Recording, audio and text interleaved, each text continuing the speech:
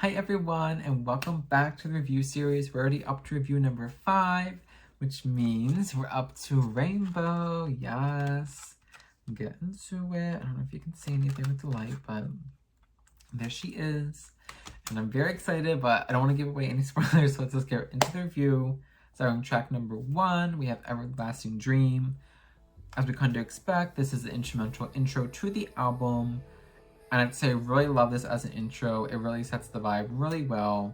Right off the bat, it's like this ethereal synthy vibe, which we're going to hear throughout the album on most tracks.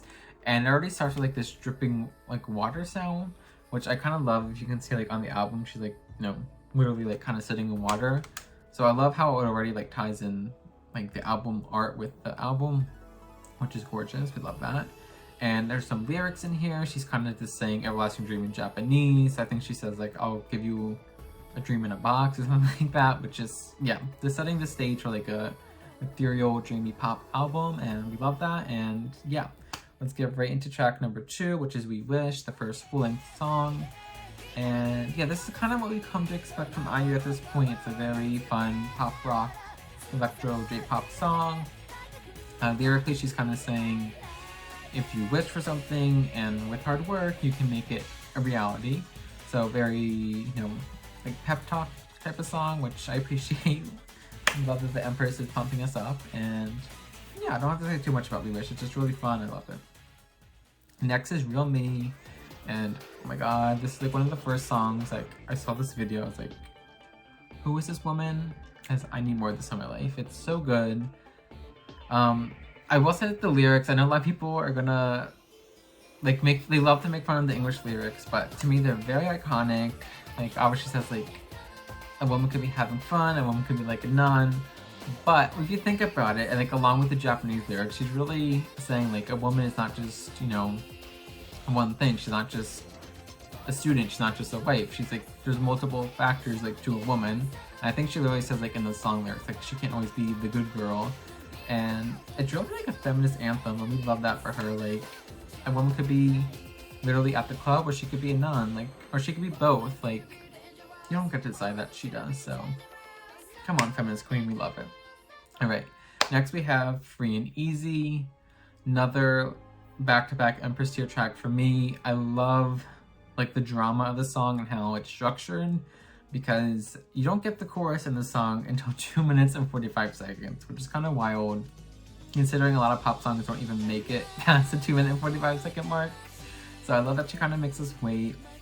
Lyrically, she's kind of saying like she'll do anything to protect her love, which makes sense, considering if you've seen the album cover art for the single and the music video, she's portrayed as Joan of Arc, who's kind of like probably the most like famous like historical martyr of all time, because that's literally what IU's saying, like I will literally die for my love essentially. And yeah, I just love it, like the build up from like the verses, which are super slow, into like this pre-chorus, and then when we finally get the chorus, like almost 3 minutes, and it's just so powerful, and I just love this song every time I hear it.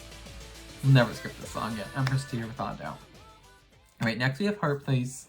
This is like the first and only really rock song of the album, just kind of like straightforward rock song. It's really powerful, and I love the mix of like the electric guitar with like the strings in the song. The strings are so well done, and yeah, I don't have too much to say about it. I love this song.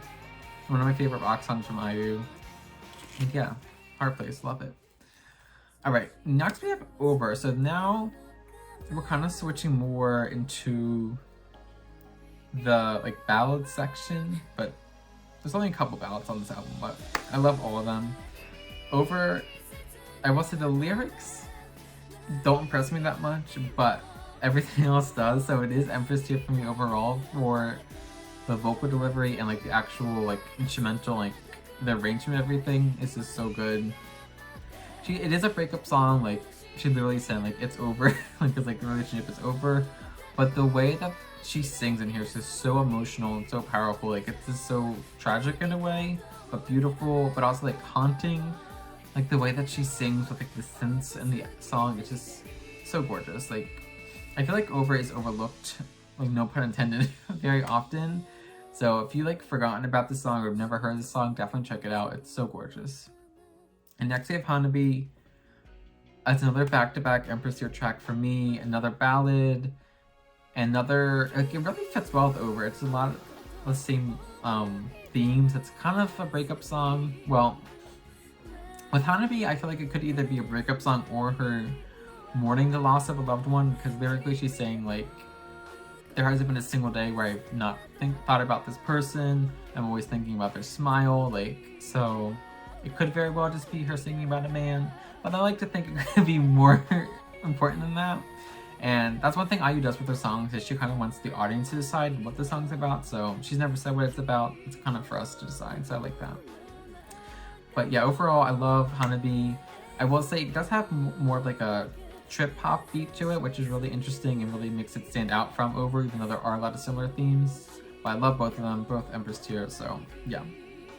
So that kind of ends that little section, and next we have an instrumental track called Taskinillusion. Once again, I love this instrumental. It really continues like the vibe of the album really well and kind of ties everything together. Once again, like these dark synths, but a little bit lighter than last previous songs. They got us prepared for track number 9, which is Everywhere Nowhere. And if you know me, then you know Everywhere Nowhere is my personal favorite IU song ever. Yes, favorite IU song ever. Probably favorite J-pop song, to be honest. But I will say I've always had a hard time like vocalizing why I love it so much. But I'm gonna try and do that. So, alright, let's break down the song. It starts off with like almost like a creepy synthy English monologue from IU, which is really interesting because she doesn't really start any other song like that, so I love that. And then it kind of goes into, hold on, let me drink some water. It's driving me crazy. I'll probably forget to edit that out, so I hope you enjoyed that. I will ASMR in a moment. Anyway, back to Everywhere Nowhere. Yeah, so once we get into the verse, it kind of, you know, kind of sounds like a typical IU pop song, but it has like this weird in a good way, I should say, like melancholy, like synth undertone to it, along with like the pop rock sound. So that mixture is just so gorgeous to me. I just love it.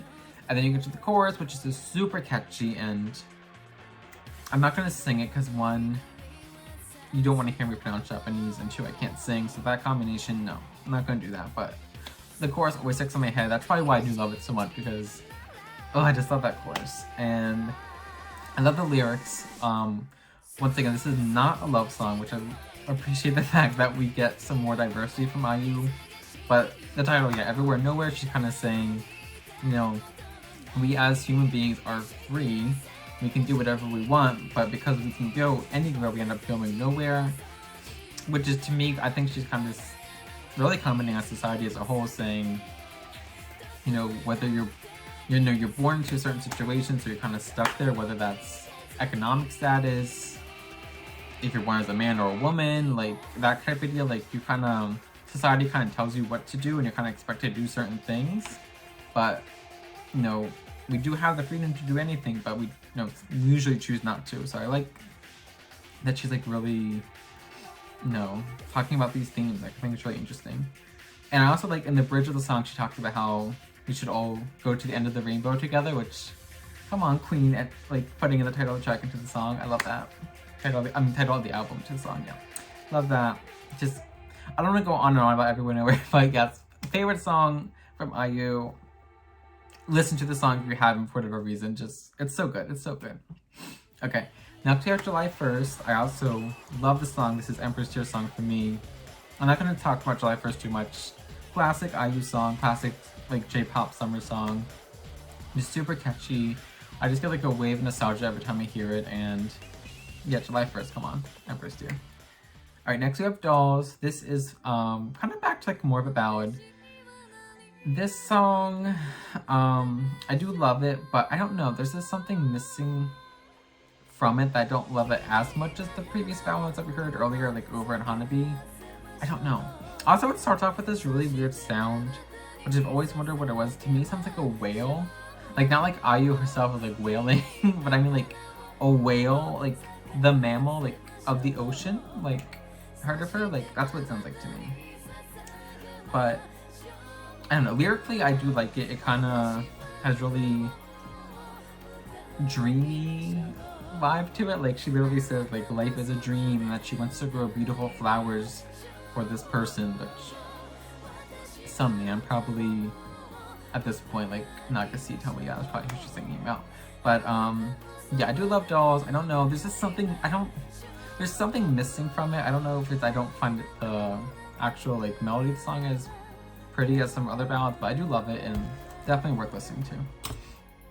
Alright, track number 12. We're getting along through this album. Track number 12, Neverending Dream.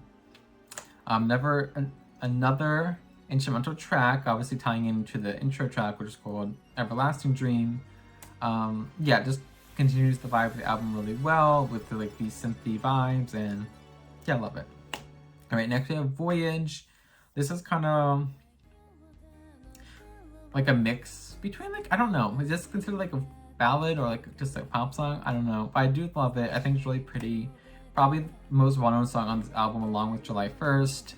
And I do kind of forget about it sometimes, but it really is pretty. It was one of the first IU songs as well that I really loved. And yeah, the chorus is really pretty. The strings that in the song is really pretty. And yeah, it's not my favorite IU song. It's not something I really go to that often, but when I do listen to it, I'm like, oh yeah, Voyage is really pretty. We love it. So yeah, love Voyage. And next we have Close to You. This is another slower song, another ballad. I will say, this song took a long time to grow on me, but it has grown on me. I do like this song now. I will say, if you notice by now, every song we've talked about I either like loved or thought was like Empress here. So this is the first song I'm just like, I like it. It's just, I don't know, it's a little bit more subdued than the other songs, a little bit more, I don't know, just stripped back, which I can appreciate from time to time, but it's not usually what I go to. I like more of a grand ballad. And especially like with Voyage, like you got that grand, like you got like the choir and the strings and everything, and then Close to You is kind of, I don't know, a little boring to me compared to that. But I do like the bridge. The bridge is very interesting to me because we get like an organ sound and then like a flute or possibly an oboe. Some type of woodwind. There's some type of woodwind going on in the bridge. I really like it because we don't get that very often from IU. So yeah, Close to You, I like it. But it is the weakest song on the album to me. Alright, next, we're already up to Independent, track number 15. This is another summer song from IU. I do love this song. I think it's really fun and upbeat and catchy. And yeah, I do think, especially with being on the same album and originally on the same single as July 1st, I do kind of gravitate towards July 1st way more. I kind of forget about Independent, but it is great in its own right. And yeah, I love it. Just another upbeat, fun rock song. Alright, and last song on the album is Plus, just the symbol plus. I love the song as well. I actually like it more than Independent, but it's like, I like it slightly more than Independent. I love both of them, but I love Plus. I think it's a great way to end the album. It's really upbeat and fun, and it became, at least for a while, like one of her staple encore songs, and just has that really upbeat vibe, and it kind of has a lot of backup singers on the song as well, which I think is perfect for like her performing it live. And yeah, I love it. Great way to end the album. So yeah, let's talk about the album as a whole now, shall we? So, from like start to finish, I love how IU really like takes us into like this own little world that she's created for us. Like every song is like not every song sounds the same at all.